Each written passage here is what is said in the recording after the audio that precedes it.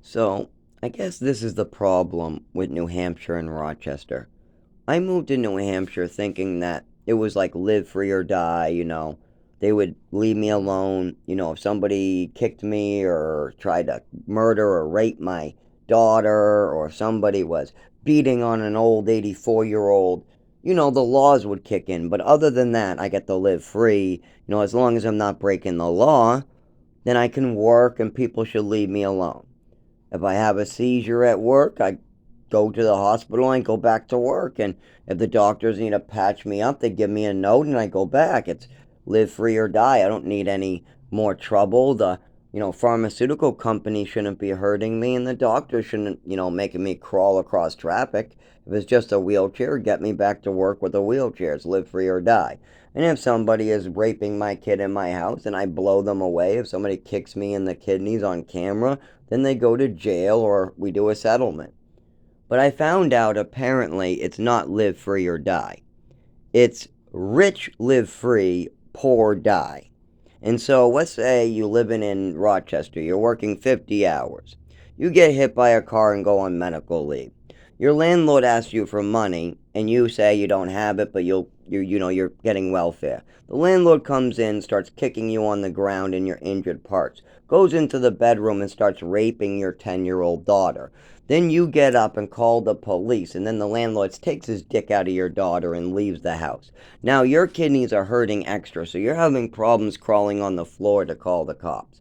You get the police there and you go to the hospital. The hospital decides they're not going to run much treatment on you, and your daughter's crying her ass off, but the police say they didn't see it, so there's nothing they can do.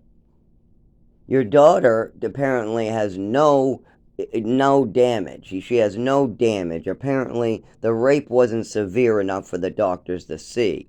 Even though your daughter says there was a rape, even though there's a camera of you getting kicked in the kidneys and thrown to the ground, even though you tried to give the landlord the rent that you had to pay, and you were just telling him next month you might have a problem because you just got hit by a car. Instead, he takes his money out on your daughter, he takes his foot and boot out on your kidneys, and then he decides, oh no, I'm going to tell a bunch of stories to the police and courts. Now, you bring this video to the police station, you tell your story. What do you think happens here in Rochester when you do this? They evict you and they decide that the victim is to blame. I am witnessing this myself. I have video that I have sent out. I have video that the police have showing me paying my rent and getting kicked in the kidneys. Now, what happened in my apartment was also a hate crime.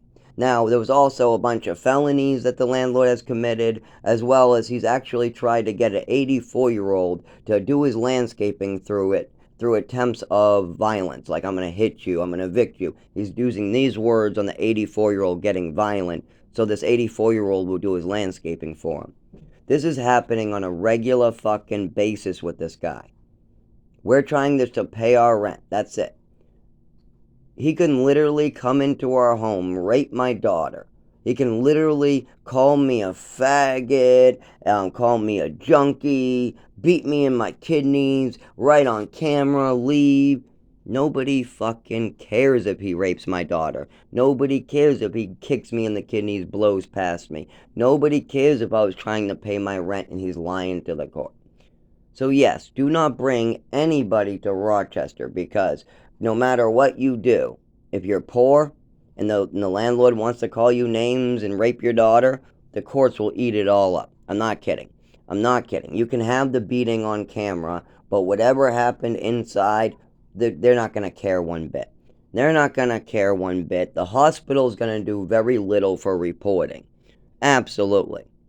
Unless you got money and you have a good backstory and your daughter is perfectly all beautiful.